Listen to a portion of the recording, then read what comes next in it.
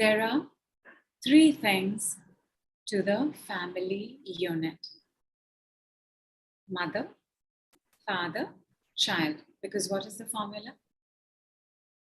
Mother plus father equals child. My mother plus my father equals me. Your mother plus your father equals you. There are three in this. However, it is not as simple as father and child and mother and child, because the dynamic also takes place between father and mother. So there are three patterns and stories that we're looking at here: between father and child, between mother and child, and between father and mother. So what can happen is that you, as the firstborn, have a wonderful relationship with your father, but your father doesn't have such a great relationship with your mother.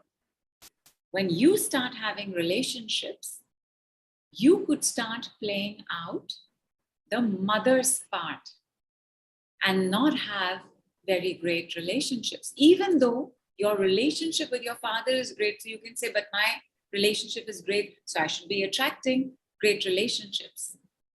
Because then there is this third layer to what is happening in the family. Between your siblings, for example, an older sibling, because father, younger sibling, mother, will start playing out the dynamics of both parents as well, where your older sibling will start behaving more like your father and you will start behaving more like the mother. If your parents have crossed over, your DNA has not crossed over, the DNA is very much here, then both siblings start playing out the conflict, the disharmonies, the love, the baggage, the blessings of the parents as well. Our father's unmet needs, he would have projected onto our mother. We all do, with our partners. Our mother's unmet needs would have been projected onto our father. Both people's unmet needs will get projected onto child, because the maximum number of people calling me for help with their children's education are themselves not very good at how they were in school. They have not done well in school.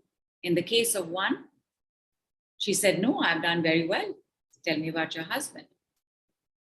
Failed class 10, dropped out of school after that. So what is your fear? That it will happen again. Because the possibility exists. Our fears are valid. Our anger is valid. Our grief is valid. It doesn't mean we have to now live with them. That's all. But it's all valid. And this, right, which is why when we have spouses, you will notice that your spouse is also like a parent. Which parent is your spouse? Which parent does your spouse remind you of?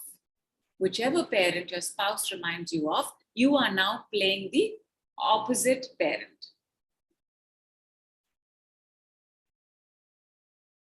Check for yourself.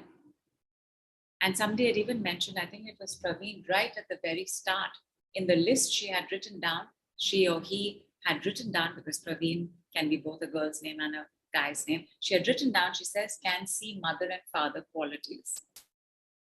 And this, right, this mother and father qualities, which are also in you.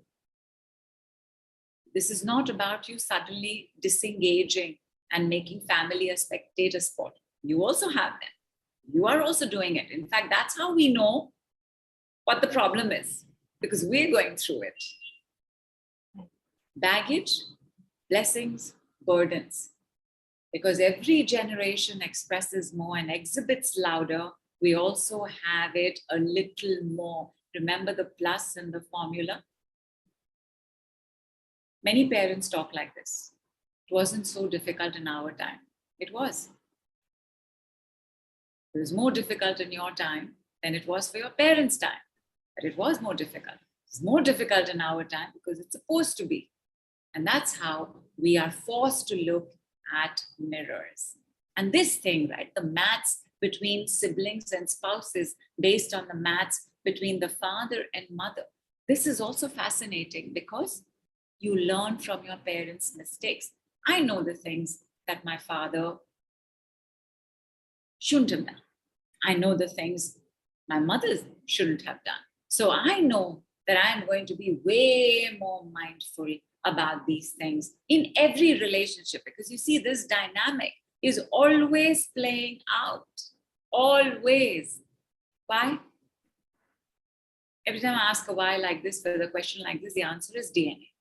Because DNA. Because this is your training. Because this is your Autobot.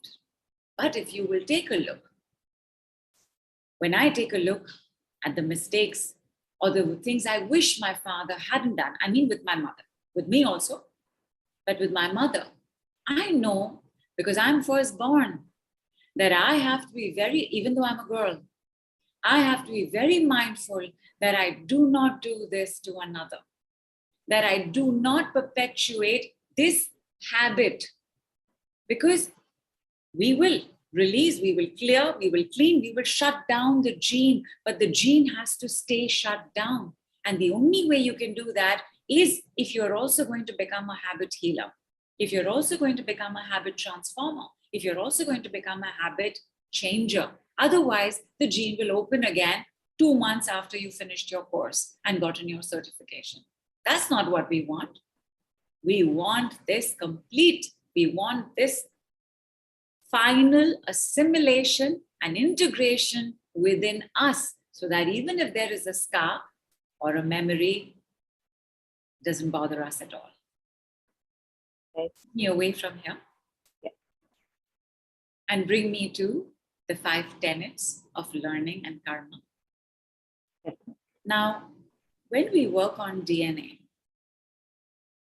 everybody in your lineage is going to be impacted. But everybody in your lineage is not going to be impacted the same way.